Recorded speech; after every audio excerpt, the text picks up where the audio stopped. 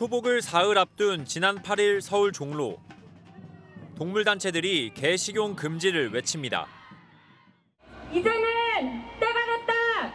개 식용 없는 대한민국! 대한민국! 대한민국! 바로 맞은편 대한육견협회가 생존권을 보장하라며 맞불 집회를 열었습니다. 우리 농민들 정말로 가족의 생계를 위해서 이렇게 나왔습니다. 반려동물 1000만 명 시대에 접어들면서 정치권에선 여야 모두 개, 고양이의 도살, 판매를 금지하고 자영업자들의 업종 전환을 지원하자는 법안을 발의했고 복날 대표적인 보신탕 골목인 서울 종로에도 이런 싸늘한 분위기가 확연히 드러납니다. 예전에는 복날이면 장사진을 치던 보신탕집인데요. 점심시간 2시간 동안 줄을 선 사람은 한 명도 없었습니다. 매출이 90%나 줄었다며 하소연도 쏟아집니다. 이게 오늘날 일도 아니잖아. 우리 할머니 때부터 내가 이게 장사한 건데 나 개만 하게 해줬으면 좋겠어. 자식분들은 이제 이거 이어가고 이해 안 받는데요, 안 받는데. 개 사육 농가는 축산법상 개는 가축으로 정의되기에 개 사육을 합법이라 주장하지만 동물단체들은 축산물 위생관리법에 개 도살 기준이 없다며 개가 축산물이 아니라는 반증이라고 맞서고 있는 상황입니다. 한숨 가득한 보신탕집 거리. 여름철마다 개 식용을 둘러싼 공방은 되풀이되고 있습니다. 저출산 고령화 현상으로 1인 가구가 늘면서 반려동물도 증가해왔습니다. 올해 우리나라 국민 중 반려동물을 키우는 사람은 1,306만 명으로 추정되는데 4명 중 1명꼴입니다. 하지만 여전히 개와 고양이를 비위생적으로 관리하고 식용으로 유통하는 곳은 많습니다.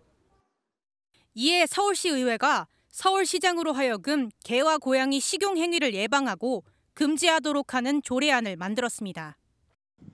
시장은 동물복지 증진을 위해 개와 고양이 식용 금지 문화를 조성하고 확산될 수 있도록 노력해야 한다고 규정했습니다.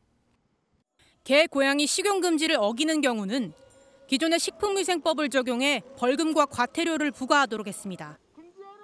축산물 위생관리법은 개와 고양이는 가축으로 인정하지 않고 있고 식품위생법은 기준에 맞지 않은 식품을 판매 진열할 경우 5년 이하의 징역 또는 5천만 원 이하의 벌금에 처할 수 있게 규정하고 있습니다. 또 식품위생법은 판매를 목적으로 식품을 제조, 진열 등을 할 때 위생적으로 다루도록 규정하고 있는데 이를 어기면 500만 원 이하의 과태료를 부과하도록 하고 있습니다. 관습적으로 오랫동안 개고기를 먹어왔다는 이유로 법 적용 대상에서 제어되었고 단속 또한 어려운 현실이기 때문에 이번에 유통 및 판매업소에 대한 단속 규정을 담아서 조례 제정을 하게 되었습니다. 해당 조례안은 오는 7월 서울시의회 의결을 통해 공포 여부가 결정됩니다. 서울 용산역 앞 광장. 흰 옷을 입은 개 식용 종식을 촉구하는 국민행동 참가자들이 초복을 맞아 개 식용 종식을 선언하라고 정부에 촉구했습니다. 환경부는 각성하라! 개고기가 그 자체로 식품위생법을 위반하는 불법 식품이라는 주장입니다. 개 식용 종식은 지난해 9월 발족한 사회적 논의기구에서 이미 공감대를 형성했습니다. 하지만 개 사육 농가와 이견을 좁히는 과정에서 논의가 무기한 연장됐는데 동물단체들은 정부의 미온적 대응을 비판했습니다. 정부가 방관하는 사이 개들은 더럽고 열악한 개농장에서 비참하게 살다 잔인하게 도살당하고 있습니다. 정부의 엄중한 단속과 처벌을 촉구하며 이런 분위기 속에 과거 여름 특수를 누렸던 보신탕집 분위기는 이전과 달리 한산했습니다. 반면 또 다른 보양식인 삼계탕집에는 긴 줄이 이어졌습니다. 초복을 맞아 여름철 원기 회복을 위해 찾는 손님들로 온종일 북적였습니다. 최근 한 모바일 배달 플랫폼 서비스 업체가 개고기 판매 업체를 입점시켰다가 계약을 취소한 일이 있었습니다. 동물자유연대 측에서 식용자재로 정식 등록되지 않은 개고기를 들여놓는 것에 대해 항의하자 플랫폼 업체 측에서도 이를 받아들인 건데요. 그러자 인터넷상에서는 왜 개고기만 문제로 삼느냐는 의견부터 혐오를 일으키는 만큼 당연하다는 의견이 맞서고 있습니다. 이 조치가 법적으로 문제가 있는 건지 확인해봤습니다. 우선 이와 관련된 법조항을 살펴봤지만 없었습니다. 공정거래위원회 측은 거래상 지위 남용 조항은 있지만 이번 건과 같은 계약 취소와는 관계가 없다고 설명했습니다.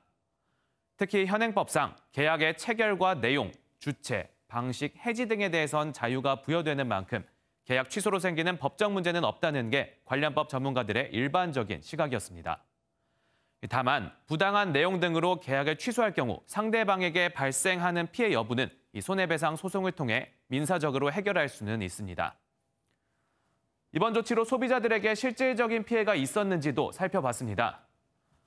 전문가들은 해당 앱에 입점이 돼 있어야만 소비자가 보신탕을 접할 수 있는 건 아닌 만큼 소비자의 직접적인 피해를 논하기는 어렵다고 입을 모았습니다. 결국 배달앱에서 보신탕 업체를 퇴출시키면 법적 문제가 있다는 명제는 대체로 사실이 아니다로 판단됩니다.